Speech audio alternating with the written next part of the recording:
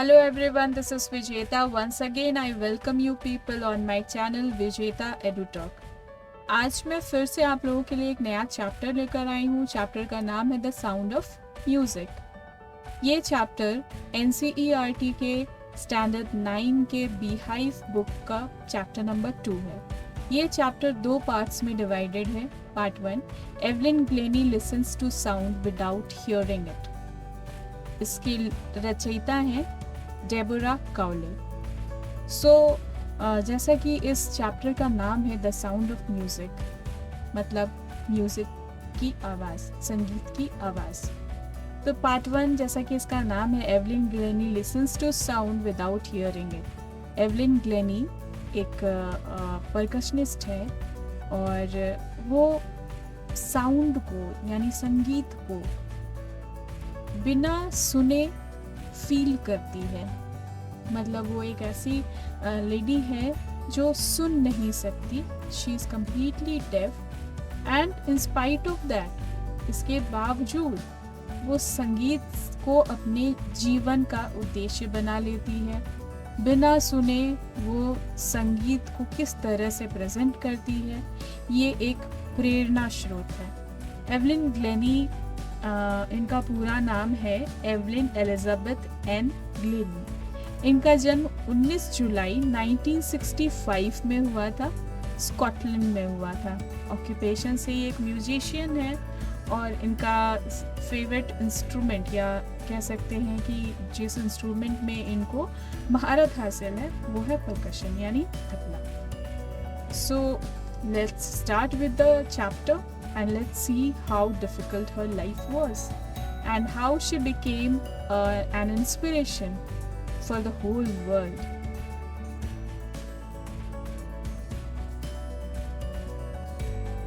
Rush hour crowds jostle for position on the underground train platform.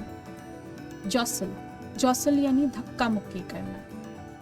भूमिगत rail platform पर भीड़ वाले समय भीड़ के स्थान के लिए धक्का मुक्की कर रही थी. जैसा कि ऑलवेज होता है प्लेटफॉर्म्स में, जैसे ही ट्रेन आने वाली होती है सब अपने अपने जगह पे आ जाते हैं और कोशिश करते हैं कि उस भीड़ में सबसे पहले चढ़ जाए. तो यही माहौल वहाँ पर भी था. A slight girl looking younger than her 17 years was nervous, yet excited as she felt the vibration of the approaching train.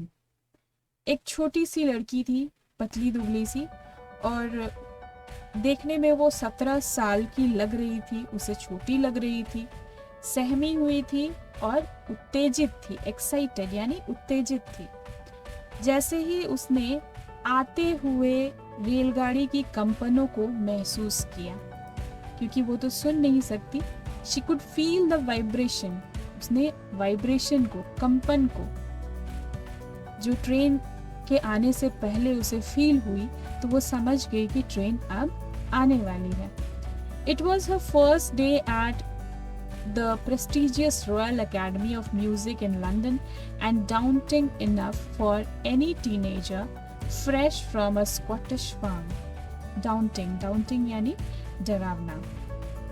London में जो प्रतिष्ठित रॉयल अकेडमी ऑफ म्यूजिक था, वहाँ पर उसका पहला दिन था और स्कॉटलैंड के एक फार्म से आए किसी भी नए किशोर के लिए ये थोड़ा डरावना भी था.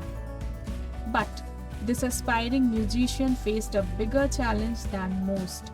She was profoundly deaf. Profoundly यानी गंभीर रूप से, एस्पायरिंग यानी महत्वाकांक्षी. यानी ये जो उभरती हुई संगीतकार थी, यानी ये जो महत्वाकांक्षी संगीतकार थी, उसके सामने उससे भी ज़्यादा बड़ी एक चुनौती थी कि वो गंभीर रूप से डेफ थी यानी बहरी थी. वो सुन नहीं सकती थी. Evelyn Glennie's loss of hearing had been Glennie's loss of hearing had been gradual. Sorry, ये सेंटेंस रिपीट हो गया यहाँ पे. It is Evelyn Glennie's loss of hearing had been gradual. Evelyn Glenny का जो श्रवण शक्ति था वो धीरे धीरे उसमें नुकसान होता चला गया. Her mother remembers noticing something was wrong when the 8-year-old Evelyn was waiting to play the piano. उसकी माँ को ये याद आता है कि उसका किसी गड़बड़ की तरफ ध्यान तब गया था जब 8 वर्षीय एवलिन ने पियानो बजाने के लिए वो इंतजार कर रही थी. They called her name and she did not know. उन लोगों ने उसे पुकारा, यानी उसके पेरेंट्स ने, एवलिन ग्लेनी के पेरेंट्स ने उसे पुकारा, लेकिन वह नहीं हिली. जनरली क्या होता है, अगर हमें कोई भी आवाज़ लगाता है तो हम लोग तुरंत उस तरफ, उस दिशा में देखते हैं. लेकिन यहाँ पर क्या हुआ, उसके पेरेंट्स ने उसको आवाज़ दी, लेकिन एवलिन ने रिएक्ट नहीं किया. I suddenly realized she had not heard. मैंने ये महसूस किया अचानक से कि उसने नहीं सुना. Says Isabel Glennie. ऐसा इजाबेल ग्लेनी कहती है. यहाँ इजाबेल ग्लेनी एवलिन ग्लेनी की मदर है. For quite a while, Evelyn managed to conceal her growing deafness from her friends and teachers.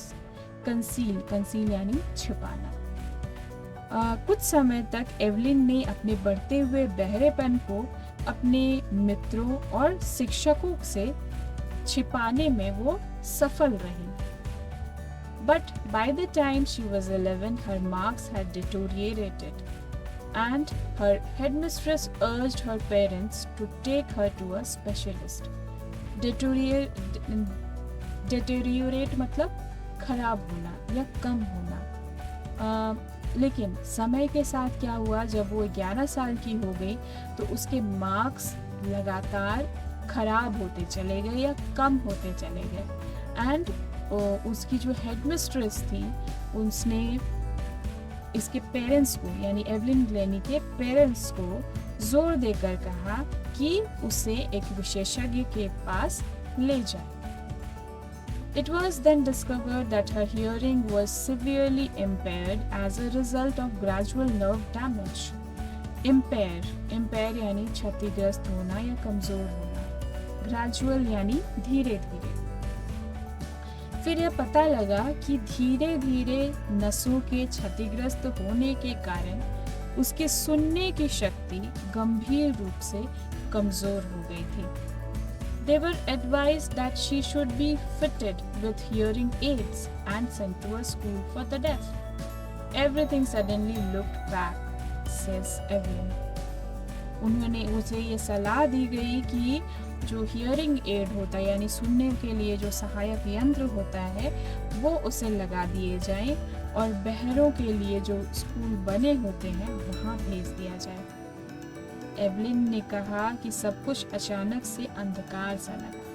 मतलब ये एक शॉक था पूरी फैमिली के लिए कि एक बच्ची जो 8 साल की उम्र तक सुन सकती थी, बातें कर सकती थी, अचानक से उसके नर्व डैमेज के कारण उसके सुनने की शक्ति धीरे धीरे कमज़ोर पड़ती गई. और एक ऐसा समय आया जब उसका नर्व जो है, हियरिंग नर्व जो है, वो completely damaged हो गया. But Evelyn was not going to give up. लेकिन एवलिन हार मानने वालों में से नहीं थी. She was determined to lead a normal life and pursue her interest in music. वो एक सामान्य जीवन व्यतीत करने और संगीत में अपनी रुचि बनाए रखने के लिए दृढ़ संकल्प थी. Determined यानी दृढ़ संकल्प. One day she noticed a girl playing a xylophone and decided that she wanted to play it too. एक दिन उसने एक लड़की को जलतरंग बजाते हुए देखा और वह भी उसे बजाना चाहती थी. Most of the teachers discouraged her, but percussionist Ron Forbes spotted her potential. Percussionist यानी ताल वादक, potential यानी क्षमता. तो मोस्ट ऑफ द टीचर्स यानी ज़्यादातर टीचर्स जो शिक्षक थे, उन्होंने उसे निरुत्साहित किया. ठीक है, यानी उसको डिस्करेज किया. लेकिन जो ताल वादक रॉन फॉर्ब्स थे, उन्होंने इसके पोटेंशियल, इसकी क्षमता को देखा, पहचाना. He began by tuning two large drums to different notes. उन्होंने दो बड़े ड्रम को अलग अलग ड्रमों पर अलग अलग सुर की धुनें बजाना शुरू किया. Don't listen through your ears, he would say. Try to sense it some other way. उन्होंने कहा कि अपने कानों से मत सुनो, किसी और तरह से इसे महसूस करने की कोशिश करो. Says Evelyn, suddenly I realized I could feel the higher drum from the waist up and lower one from the waist down.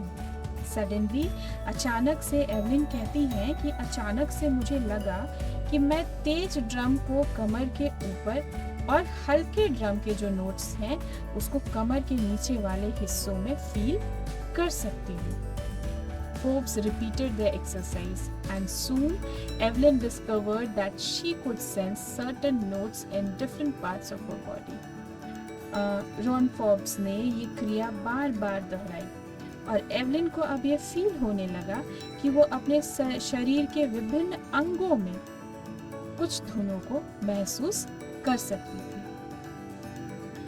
I had learned to open my mind and body to sounds and vibrations. The rest was sheer determination and hard work. Sheer यानी तीव्र, तेज, determination यानी दृढ़ संकल्प. तो यहाँ Evelyn कहती है कि मैं अपने मस्तिष्क और शरीर को आवाज और कंपनों के लिए खुला रखना सीख चुकी थी और शेष था दृढ़ संकल्प और कड़ी मेहनत.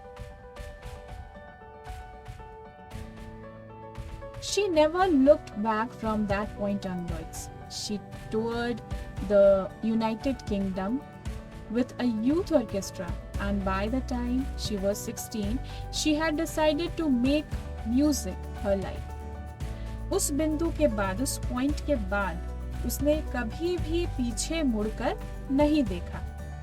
उसने युवा ऑर्केस्ट्रा के साथ यूनाइटेड किंगडम यानी ब्रिटेन का भ्रमण किया और जब वह 16 वर्ष की हुई तो उसने संगीत को अपना जीवन बनाने का निश्चय कर लिया था. She auditioned for the Royal Academy of Music and scored one of the highest marks in the history of the academy. उसने रॉयल एकेडमी ऑफ म्यूजिक के सामने अपना ऑडिशन दिया यानी अपनी प्रदर्शन परीक्षा दी और एकेडमी के इतिहास में अधिकतम अंकों में से एक को प्राप्त किया. कितना बड़ा अचीवमेंट. एक ऐसी लड़की जो सुन नहीं सकती उसने रॉयल एकेडमी ऑफ म्यूजिक तक वो पहुंची और वहाँ पर ऑडिशन दिया और वहाँ सबसे ज़्यादा अंक प्राप्त करने वाले रिकॉर्ड में से एक को प्राप्त किया. What a big achievement. She gradually moved from orchestral work to solo performances. धीरे धीरे वो ऑर्केस्ट्रा संबंधी कार्यों से सोलो परफॉर्मेंस यानी एकल प्रदर्शन की तरफ वो मुड़ने लगी. At the end of her 3-year course, she had captured most of the top awards. और त्रिवर्षीय पाठ्यक्रम, उनका 3 साल का जो पाठ्यक्रम था, उसके अंत में वो लगभग सारे सर्वोच्च पुरस्कार वो प्राप्त कर चुकी थी. And for all this, Evelyn won't accept any hint of heroic achievement यानी उपलब्धि. यहाँ पर हम लोग सफलता कह सकते हैं. और इस सब के लिए एवलिन अचानक किसी बड़ी सफलता का संकेत स्वीकार नहीं करती. If you work hard and know where you are going, you will get there. वो कहती हैं कि यदि आप मेहनत करते हो और जानते हो कि आप कहाँ जा रहे हो तो आप वहाँ पहुँच जाओगे. And she got right to the top, the world's most sought after multi-percussionist with a mastery of some 1,000 instruments and hectic international schedule. Mastery यानी उस चीज़ में प्रवीण होना, बेस्ट होना उस चीज़ में. इंस्ट्रूमेंट यानी यंत्र, हेक्टिक यानी व्यस्त. और वो बिल्कुल शिखर तक पहुंच गई, टॉप मोस्ट तक वो पहुंच गई और दुनिया में सबसे ज्यादा सबसे प्रिय ड्रम या तबला आदि बजाने वाली यंत्रों, हजारों यंत्रों में वो प्रवीण हो गई और उसका एक व्यस्त अंतर्राष्ट्रीय कार्यक्रम भी चलने लगा। It is intriguing to watch Evelyn function so effortlessly without hearing. Intriguing means कौतूहलपूर्ण। ये देखना कौतूहलपूर्ण है कि एवलिन बिना सुने, बिना खास प्रयत्न के काम करती है। effortlessly यानी बिना प्रयत्न के काम करती है, मतलब वो इस तरह से फंक्शन करती, इस तरह से बिहेव करती है कि सामने वाले इंसान को पता ही ना चले कि वो सुन नहीं सकती। It's the best thing. In our 2-hour conversation she never missed a word. 2 घंटे के हमारे विचार विमर्श में वह एक शब्द भी नहीं चूकी। इनका किसी ने इंटरव्यू लिया तो वो कहते हैं कि 2 घंटे के डिस्कशन में वो एक वर्ड भी मिस नहीं की। Men with bushy birds give me trouble, she laughed. वो हंसती है और कहती है कि झाड़ी जैसे दाढ़ी वाले पुरुष मुझे थोड़ा विचलित कर देते हैं, मतलब वो लिप्स को पकड़ती है। जब हम बोलते हैं तो हमारे लिप्स मूव करते हैं और उन्हीं लिप्स के मूवमेंट को वो पकड़ के सामने वाला जो बात कर रहा है उसके वर्ड्स को वो पकड़ती है। It is not just watching the lips, it's the whole face, especially the eyes. वो कहती है कि ये सिर्फ आँखें नहीं, ये सिर्फ लिप्स नहीं है जिनको मैं देखकर पढ़ूं। It's the whole face, ये पूरा चेहरा होता है, especially the eyes, especially आँखें। She speaks flawlessly with Scottish lilt. Scottish lilt यानी लय, यहाँ पर बोली। वो स्कॉटिश बोली में बिना किसी त्रुटि के बोलती है। फ्लॉलेसली मतलब बिना किसी त्रुटि के वो बोलती है। And my speech is clear because I could hear till I was 11. वो कहती है कि मेरी बोली, मेरी वाणी स्पष्ट है। क्यों? क्योंकि मैं 11 वर्ष की होने तक सुन सकती थी। But that doesn't explain how she managed to learn French and master basic Japanese. लेकिन इस बात से ये पता नहीं लगता कि उसने फ्रेंच कैसे सीखी और कैसे बुनियादी जापानी में भी वो प्रवीण हो गई। ये एक अचीवमेंट है। बिना सुने किसी भाषा को सीखना, उस भाषा में बातें करना, ये एक बहुत बड़ी बात है अपने आप में। As for music, she explains, it pours in through every part of my body. संगीत के बारे में वो बताती है कि यह मेरे शरीर के प्रत्येक अंग में तैरता है। It tingles in my skin, my cheekbones and even my hair. Tingles यानी सिहरन पैदा करना, cheekbones यानी गालों की हड्डी, सॉरी यहाँ मिस्टेक हो गया, गालों की हड्डी। It tingles in my skin, ये मेरे स्किन में सिहरन पैदा करती है। My cheekbones मेरे गालों की हड्डियों में सिहरन पैदा करती है। And even in my hair यानी और यहाँ तक कि मेरे बालों में भी। ऐसा वो संगीत को लेकर कहती है। When she plays the xylophone, she can sense the sound passing up the stick into her fingertips.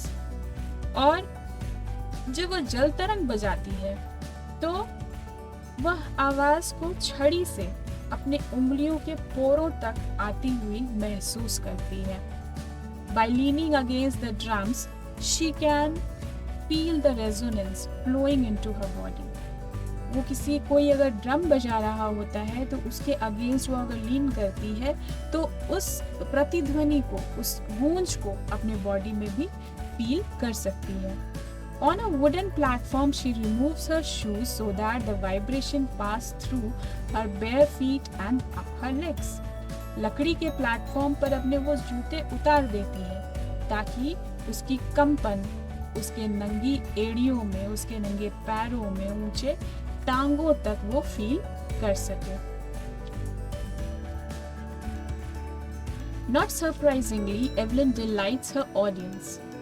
Audience यानी दर्शक। बिना किसी आश्चर्य के अब एवलिन अपने दर्शकों का मनोरंजन करती है। In 1991, she was presented with the Royal Philharmonic Society's prestigious Soloist of the Year Award. सन 1991 में उससे उन्हें रॉयल फिल्हार्मोनिक सोसाइटी का वर्ष का श्रेष्ठ एकल वादक का प्रतिष्ठित पुरस्कार भी प्रदान किया गया. Says master percussionist James Blades, God may have taken her hearing, but he has given her back something extraordinary. James blade, जो कि वरिष्ठ ड्रम वादक हैं, वो कहते हैं कि ईश्वर ने भले ही उसकी सुनने की शक्ति ले ली हो, परंतु उसे कुछ असामान्य वापस दिया है. What we hear, she feels far more deeply than any one of us. वो कहते हैं कि जो हम सुनते हैं वो महसूस करती है और हमें से किसी भी इंसान से ज़्यादा. That is why she expresses music so beautifully. यही कारण है कि वो म्यूजिक को, संगीत को इतने सुंदर ढंग से प्रस्तुत कर सकती है. Evelyn confesses that she is something a workaholic. Confess यानी स्वीकार करना. Workaholic means काम का लती, जिसे काम करने की लत हो, ऐसा व्यक्ति जिसे काम करने की आदत हो. तो एवलिन यहाँ स्वीकार करती है कि वह काम करने से नहीं रुक सकती, वो काम की लती है. I have just got to work often harder than classical musicians. वो कहती हैं कि मुझे बहुत अधिक काम करना है, प्रायः जो नॉर्मल शास्त्रीय संगीतकार हैं उनसे भी अधिक. But the rewards are enormous. लेकिन इसके जो रिवॉर्ड्स हैं वो enormous हैं, यानी बहुत बड़े हैं. Apart from the regular concerts, Evelyn also gives free concerts in prisons and hospitals. नियमित संगीत समारोह के अलावा एवलिन कारागारों में और चिकित्सालयों में निःशुल्क संगीत समारोह देती है. She also gives high priority to classes for young musicians. और वह नए संगीतकारों की कक्षाओं को भी उच्च प्राथमिकता देती है. प्रायोरिटी यानी प्राथमिकता. Anne Richland of the Beethoven Fund for Deaf Children says she is a shining inspiration for deaf children. बहरे बच्चों के लिए बिथोपन कोष चलाने वाली एन रिचलैंड कहती हैं कि वह बहरे बच्चों के लिए एक चमकती हुई प्रेरणा है. इंस्पिरेशन यानी प्रेरणा. They see that there is nowhere that they cannot go. वे देखते हैं कि वो ऐसी कोई जगह नहीं है जहां वे नहीं जा सकते. यानी एवलिन ग्लेनी एक बहुत बड़ा इंस्पिरेशन है वैसे बच्चों के लिए कि जो कि डेफ हैं, जो कि सुन नहीं सकते, और इसी प्रेरणा के कारण उनमें भी ये हिम्मत है, उनमें भी ये हौसला आता है कि ऐसा कोई जगह नहीं है, ऐसा कोई काम नहीं है जो हम नहीं कर सकते. Evelyn Glennie has already accomplished more than most people twice her age. Accomplish यानी पूरा करना. एवलिन ग्लेनी पहले ही अपने से दुगुना उम्र वाले अधिकतर लोगों से अधिक काम पूरा कर चुकी है. She has brought percussion to the front of orchestra and demonstrated that it can be very moving. वो ड्रम को ऑर्केस्ट्रा के सामने ला चुकी है और डेमोन्स्ट्रेट कर चुकी है, यानी दिखा चुकी. डेमोन्स्ट्रेट करना यानी दिखाना. वो डेमोन्स्ट्रेट कर चुकी है, वो दिखा चुकी है कि यह बहुत प्रभावशाली हो सकता है. She has given inspiration to those who are handicapped, people who look to her and say, if she can do it, I can. And not the least, she has given enormous pleasure to millions. Enormous यानी बहुत, और pleasure यानी खुशी. उसने उन लोगों को प्रेरणा दी है जो अपाहिज है, जो हैंडीकैप्ड है, और लोग जो उनकी तरफ देखते हैं, ये वे लोग हैं जो उनकी तरफ देखते हैं और कहते हैं कि यदि वह कर सकती है तो मैं भी कर सकता हूँ।